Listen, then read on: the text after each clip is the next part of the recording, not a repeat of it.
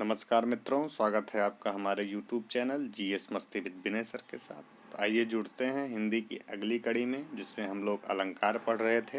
हमारा अगला अलंकार है श्लेष अलंकार। तो आइए श्लेष अलंकार के बारे में पढ़ते हैं। देखिए, श्लेष का मतलब होता है चिपका हुआ। क्या? चिपका हुआ। श्लेष अलंकार का मतलब होता है चिपका हुआ। श्लेष का मतलब शब्द एक होत हैं कल्पित और अर्थ, श्लेष ताई को कहत हैं जिनकी बुद्धि समर्थ। अब इसके आधार पे अगर देखा जाए, शब्द एक होता है, मतलब शब्द एक होता है, और जो कल्पित, जो कल्पना करेंगे अर्थों की, वो एक से ज़्यादा होंगे, 2 हो जाएं, 3 हो जाएं, 4 हो जाएं। तो इस प्रकार से शब्द एक होंगे लेकिन उनके अर्थ अनेक अनेक होंगे, तो वहाँ पे श्लेष अलंकार होता है, अर्थात दूसरा अर्थ भी उसी में चिपका हुआ होता है। डिफिनीशन इसकी एक हो गई एकदम सरल। शब्द एक अर्थ अनेक वहीं श्लेष, शब्द एक अर्थ अनेक वहीं श्लेष, और शब्द एक अर्थ अनेक वहीं श्लेष होता है।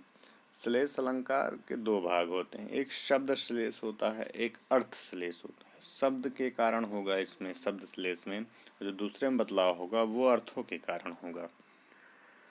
चिरजीवों जुरे क्यों न स्नेह गंभीर, को घट ए वृषभानुजा वह हलधर के वीर।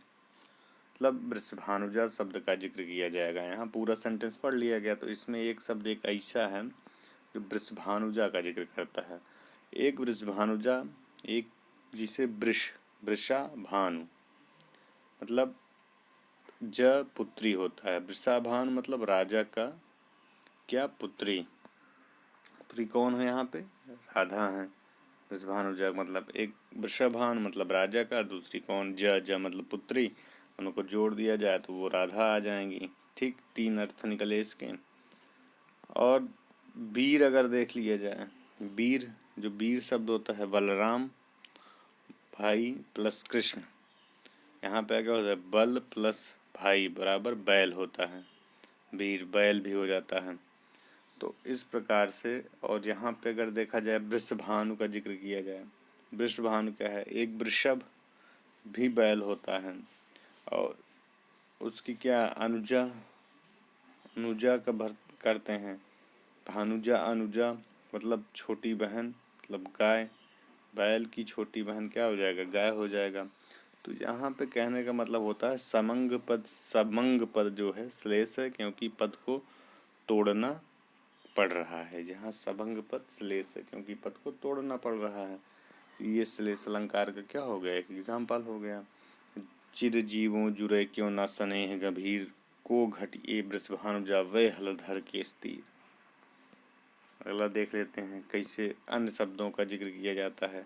सुवरन को खोजत फिरत कवि व्यभिचारी चोर। कि यहाँ भी सुवरन शब्द का अलग अलग तर्क, अलग अलग रूप से लगाया जाएगा। तो जैसे सुवरन, अगर इसका संबंध कवि से लगाएंगे, कवि से लगाएंगे तो ये जो सुवरन है इसका संबंध कवि से लगाया जाएगा, तो इसका मतलब होता है सुंदर अक्षर होता है। क्या होता है? ये सुंदर अक्षर होता है। और दूसरे सुवरन का यदि व्यभिचार से लगाएंगे तो उसका व्यभिचार कौन करती है? तो वो सुंदर स्त्री करती है, तो उसका संबंध सुंदर स्त्री से हो जाएगा। फिर सुवर्ण का यदि संबंध चोर से लगाएंगे तो चोर कौन होता है? स्वर्ण को चुराता है चोर।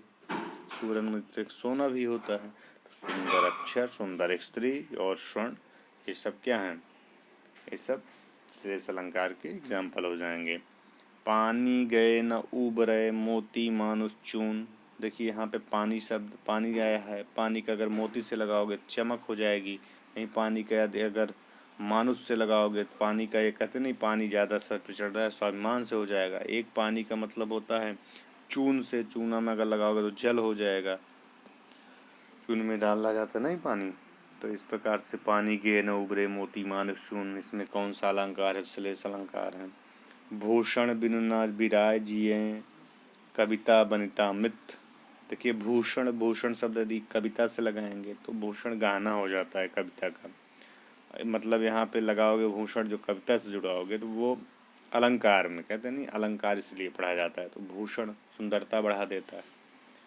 अगर भूषण वनिता से लगाओगे तो गहना हो जाएगा, अगर भूषण का शब्द मित्र से लगाओगे तो धन हो जाएगा। प्रकार से अलग अलग शब्द दिए गए हैं। और अर्थ श्लेष पढ़ लेते हैं। इसमें होता क्या है, इसमें अभंग पद श्लेष भी है, अर्थ से होता है। अभंग पद श्लेष अर्थ से होता है, देख लेते हैं। मैं लखनारी ज्ञान करी, राज्यों निरोधान यह है, वह रोग निदान वह, वैद्य औषधि वह हैं। नारी को लाएगा। एक नारी का मतलब होता है एक नाड़ी भी हो जाएगी आपकी, नाड़ी का मतलब है कि स्त्री भी हो जाएगा। बिहारी जी के द्वारा कहा गया था। तो इसमें श्लेष है, श्लेष में कौन सा श्लेष है, अर्थ श्लेष है, अर्थ लगा देंगे यहाँ पे। यह कौन सी पाती पढ़े हो लला, मन लेहूँ पै देहूँ छटीक नहीं। देखिए, एक मन का मतलब होता है आप 40 kg वाले में जाते हैं, गाँव में जो चलता है। दूसरे मन का मतलब हृदय होता है। छटीक का मतलब होता है, छटीक कहते हैं, छटीक भर दे दो, आधा पा होता है। एक नज़र देखना होता है छटीक का मतलब।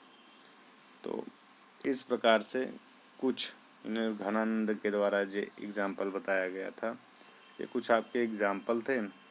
और जो श्लेष अलंकार से संबंधित उनको मैंने आपके सामने रखा।